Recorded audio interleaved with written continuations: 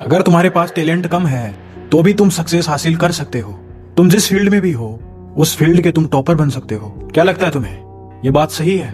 ये बात सही है या गलत, ये तुम्हारा डिसीजन है, ये तुम्हारा पॉइंट ऑफ व्यू है।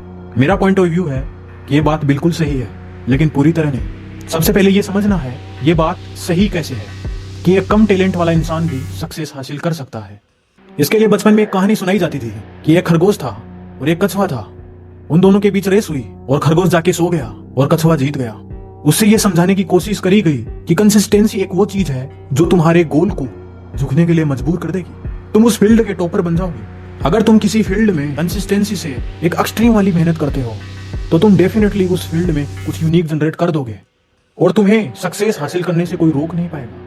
लेकिन फिर भी मेरा तुमसे ये सवाल है, क्या एक कम टैलेंट वाला इंसान उस फील्ड का टॉपर बन सकता है? लोगों ने सच्चाई बताई लेकिन पूरी नहीं बताई। पता है क्यों? उनका कहना था कि सच कड़वा होता है। अगर स्टूडेंट को सच बताया गया तो उनका हौसला टूट जाएगा। लेकिन रियलिटी कुछ अलग थी। अगर दुनिया के सामने सच आया तो उनका बिजनेस मॉडल पूरी तरह लॉस हो जाएगा।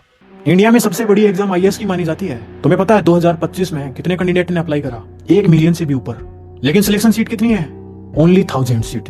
मतलब सिलेक्शन रेशियो कितना हुआ? ओनली 0.1%। इसका मतलब 99.99% लोग फेल हैं। कुछ समझदार लोगों ने खरगोश के साथ स्पेशल कंडीशन अप्लाई कर दी, उसको सुला दिया और कछुए को कंसिस्टेंसी का मेडल पहना दिया, ताकि जो 99.99% कैंडिडेट जो फेलियर हो चुके हैं वो वापस आ जाएं और इनके बिजनेस मॉडल को ग्रो करने में हेल्प करें।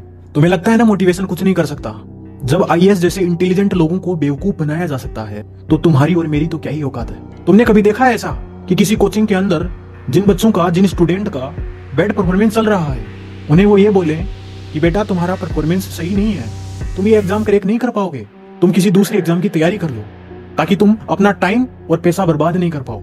लेकिन ऐसा कभी नहीं कहा जाता, क्योंकि सब अपने स्वार्थ के लिए काम करते हैं, क्योंकि तुम्हारी वजह से ही उनका बिजनेस मॉडल चल रहा है। लेकिन उन लोगों का कहना है हम सच इसलिए नहीं बताते कि उन बच्चों का हौसला टूट जाएगा।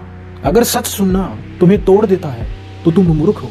सच सुनने का मतलब होता है समझदार बनना, ताकि जहां तक मेरी औकात है वहां तक मैं सही टाइम पर पहुंच जाऊं, नहीं तो वो भी नहीं मिलेगा।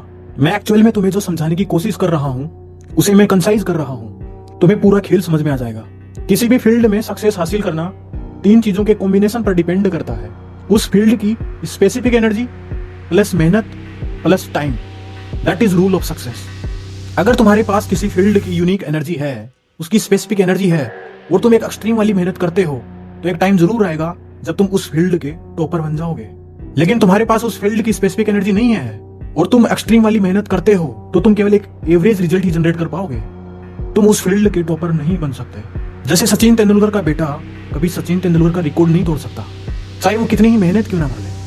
इसलिए तुम्हारे पास जिस फील्ड की स्पेसिफिक एनर्जी है वहां जाकर मेहनत करो, ताकि तुम कुछ यूनिक जनरेट कर पाओ।